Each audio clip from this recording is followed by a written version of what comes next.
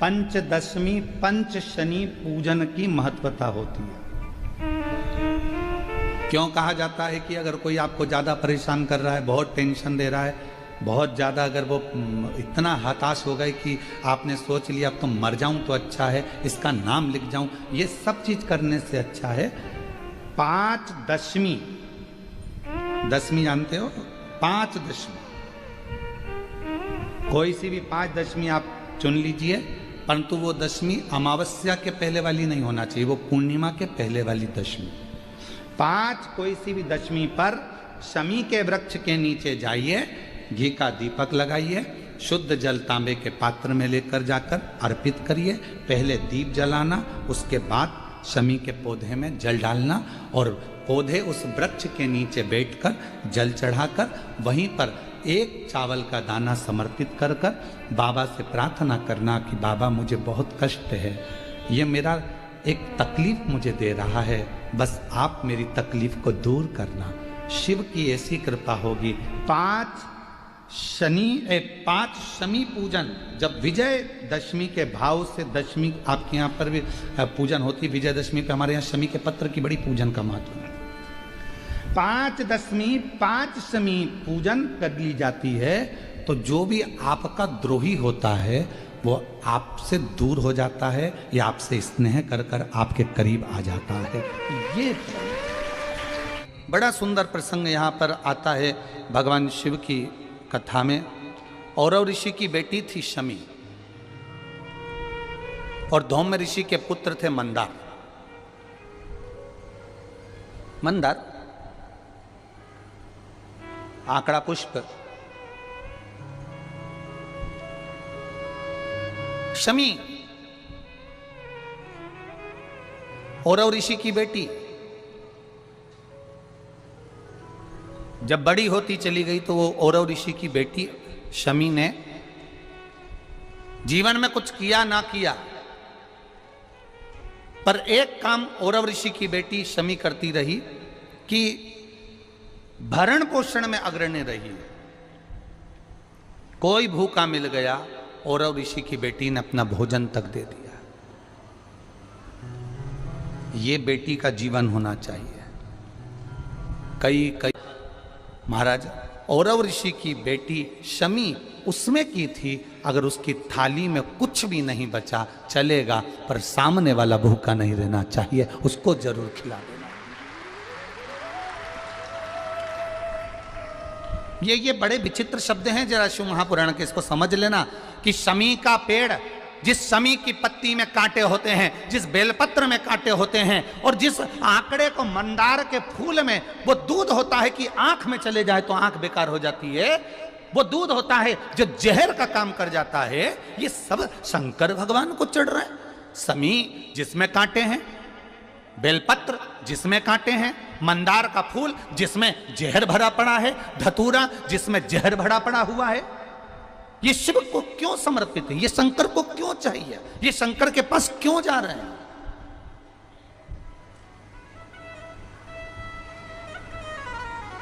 क्यों?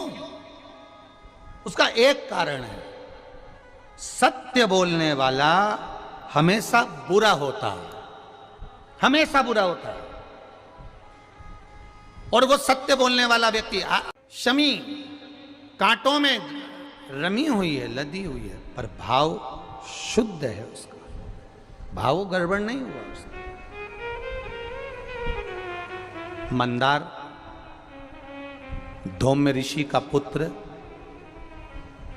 ये आंकड़ा मंदार धौम्य ऋषि का पुत्र। कई लोग पूछते हैं गुरुजी आपने एक बात कही कि तुमरुका जी का नाम लेकर सफेद आंकड़े की जो जड़ होती है, शिव जी का उसका स्मरण कर कर 21 बार कमर में बांधा जाता है। उसको नारी का जो रजो धर्म होता है उसके कौन से दिन? 7वें दिवस।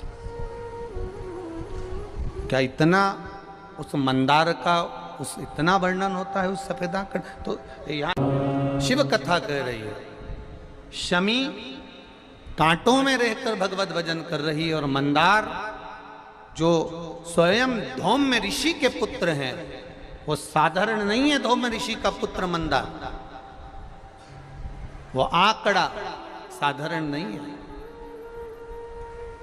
वो आंकड़े की जड़, वो आंकड़े का पुष्प साधारण नहीं, मंदार का पुष्प साधारण नहीं, शिव भक्ति के अंदर लिए शिव।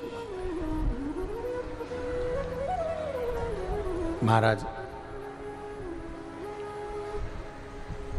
मंदार सोनक ऋषि के यहां पर विद्या अध्ययन करने के लिए गए। अब धौम्य ऋषि के पुत्र जब विद्या अध्ययन करने के लिए शौनक बाबा के यहां जाते हैं, शौनक ऋषि के यहां पहुंचते हैं, तो एक बार भुषुंडी ऋषि, अब भुषुंडी ऋषि जो किसी देवता को नहीं मानते, कहीं नहीं जाते, केवल एक जगह पर ही आराधना में लगे रहते हैं और वो श्री गणेश जी महाराज की आराधना करते, केवल गणेश जी की आराधना करते, बाकी के कहीं नहीं जाते वो भुषुंडी ऋषि। अब भुषुंडी ऋषि जो गणेश जी की आराधना में लगे रहते, समय बीतता गया।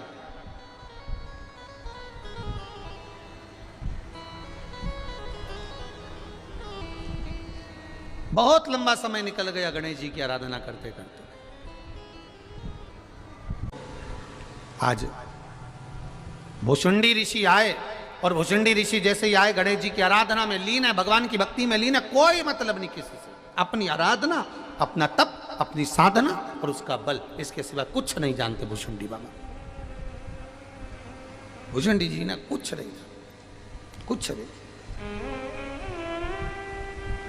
ऐसी तप साधना श्री गणेश जी महाराज की करी। गणेश जी प्रसन्न हो गए और उनके प्रसन्न करने के लिए भुषुंडी बाबा के ऊपर गणेश जी यूं ही नहीं प्रसन्न हुए, भगवान देवादिदेव महादेव ने स्वयं ने भुषुंडी बाबा के लिए, भुषुंडी ऋषि के लिए देवादिदेव महादेव ने गणेश जी से कहा कि ये भुषुंडी ऋषि के पास जाओ, इतने सालों से तप कर रहे हैं, आराधना कर रहे हैं, कोई तो वर दो, जाओ तप साधना के लिए, उनको प्रसन्न होकर वर दीजिए।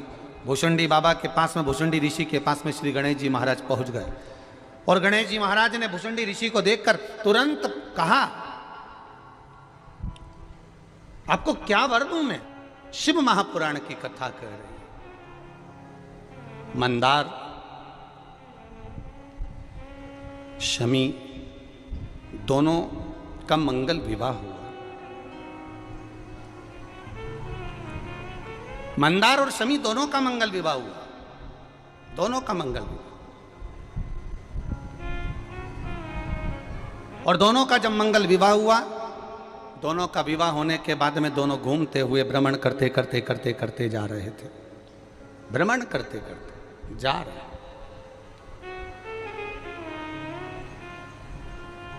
और भ्रमण करते जब दोनों जा रहे थे, वहीं से भुषुंडी जी निकल कर जा रहे थे, जिन भुषुंडी जी ने भगवान गणेश जी की आराधना करी, खूब आराधना करी, खूब दिल से, इतनी आराधना करी कि गणेश जी महाराज प्रसन्न हो गए, प्रकट हो गए। मांगो तुम्हें क्या चाहिए महाराज जी, बस केवल इतनी सी कृपा कर दो कि मैं आप तो नहीं बन सकता और आप में नहीं बन सकते, पर आपका जो स्वरूप है, ये स्वरूप थोड़ा सा शीश का मुझे दे दो। केवल एक भुषुंडी ऋषि ऐसे थे जिनका शीश गणेश जी जैसा था, भुषुंडी ऋषि।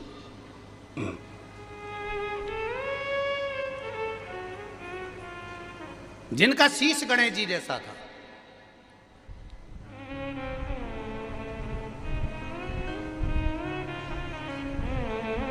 और जिनका शीश गणेश जी जैसा।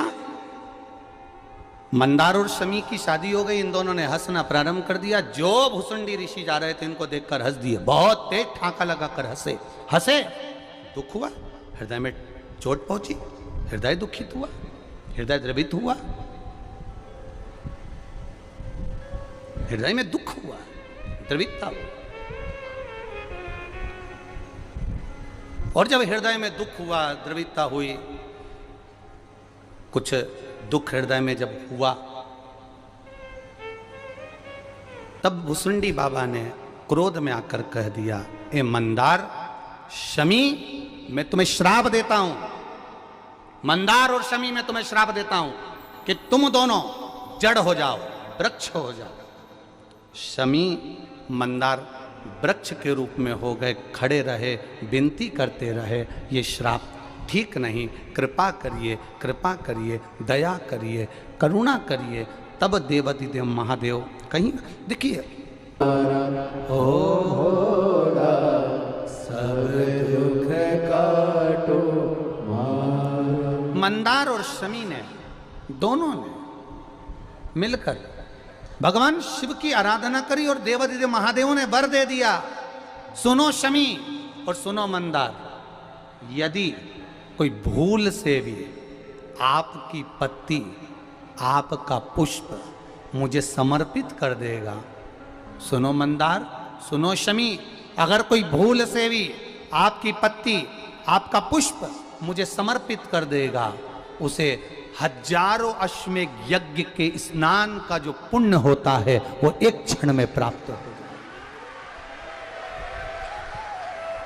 हजारों अश्वमेघ यज्ञ का पुण्य, हजारों अश्वमेघ यज्ञ का पुण्य एक क्षण में प्राप्त हो। ये मंदार, ये शमी, हजारों अश्वमेघ यज्ञ का पुण्य एक साथ। शमी की पत्ती देखिए आप लोगों ने, जम के तो बोले जरा, देखिए मंदार पुष्प भी देखा हुआ है।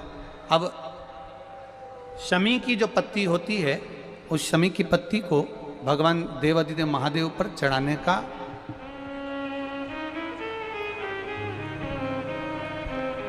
शमी की पत्ती जो होती है, उस शमी की पत्ती को चढ़ाने का एक नियम भी होता है। थोड़ा सावधानी से सुनना इस नियम को, जो आपके जीवन को सार्थक बना सकता है।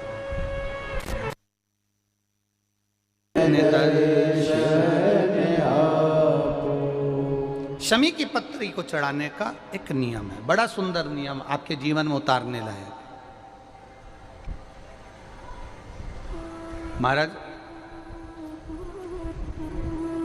जब सारा श्रृंगार मेरे देवाधिदेव महादेव का हो जाए, बहुत ध्यान से सुनना, ये प्रसंग आया नहीं पहले, आज अगर कुबेरेश्वर बाबा की पावन धरा पर यह प्रसंग निकला है तो उसको ध्यान से सुनिए, भाव से सुनिए। पत्ती, शमी की जो पत्ती होती है, उस शमी की पत्ती को कब, कैसे और कहाँ चढ़ाना चाहिए, और शमी की पत्ती का फल क्या होता है, वो भी अपन समझ लें उसको। शमी की पत्ती, संपूर्ण स्नान भगवान का हो जाए, संपूर्ण स्नान। आप समझें उसको, जैसे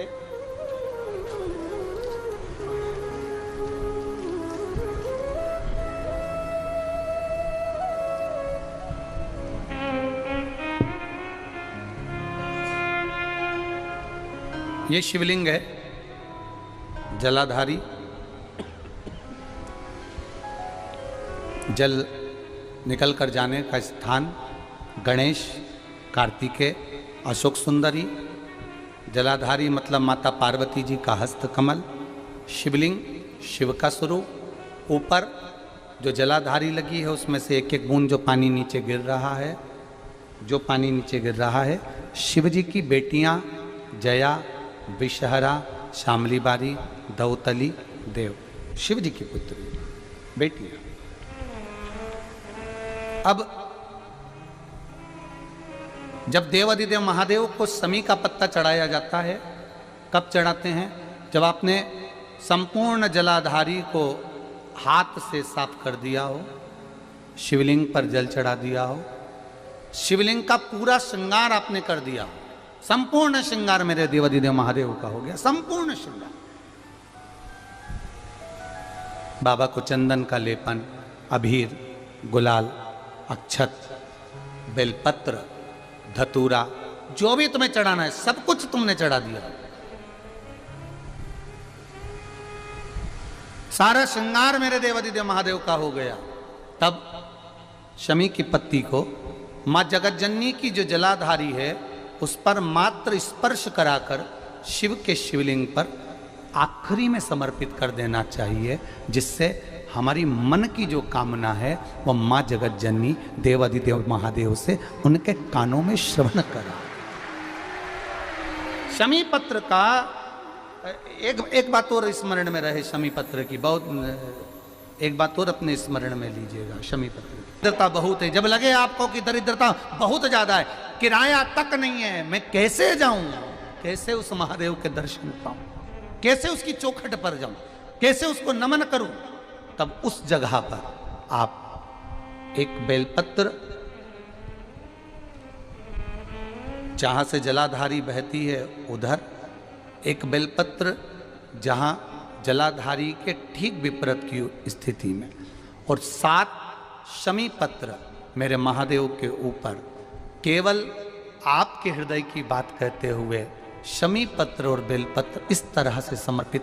पहले ध्यान रखना, पहले पूरा श्रृंगार, स्नान, पूजन, चंदन, अक्षत, गुलाल, अबीर सब हो जाए, उसके बाद की बात है ये, उसके बाद की बात। एक बेलपत्र इधर, एक बेलपत्र इधर, और उसके ऊपर 7 शमी पत्र के पत्ते एक एक कर कर चढ़ाना, पूरे इकट्ठे कर कर नहीं, एक एक कर कर बाबा से विनती करते हुए, कांटों से भरी हुई शमी है जिसको तूने निहाल कर दिया, मेरी जिंदगी भी कांटों से कम नहीं है, मैं जानती हूं तो मुझे भी निहाल कर देगा, तू मुझे भी निहाल कर देगा। खा एक मंदार, एक शमी, दोनों में बल हो, दोनों में बल है। करो शिव की आराधना, जितना फल बेलपत्र को चढ़ाने पर प्राप्त होता है, जितना फल बेलपत्र को शिव को समर्पित करने पर प्राप्त होता है, वैसा ही माँ पार्वती जी ने, देवादिदेव महादेव ने शमी को, जो कि औरव ऋषि की पुत्री हैं, मंदार जो कि धौम्य ऋषि के पुत्र हैं, इनको स्वयं शिव ने वर प्रदान किया है। शिव ने, भगवान शंकर ने।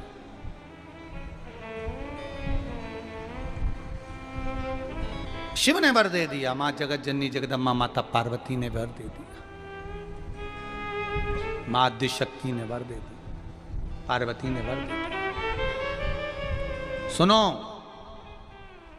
मां पार्वती जी शमी को कह रही हैं, सुन शमी, सुनो मंदार, देवादिदेव महादेव ने तुमको वर दिया है कि हजारों लाखों अश्वमेध यज्ञ का फल, स्नान का फल एक शमी पत्र और एक मंदार के पुष्प से प्राप्त हो जाता है। अब मां पार्वती भी शमी को, मंदार को वर प्रदान कर रही है। ये मां है, ये माता है।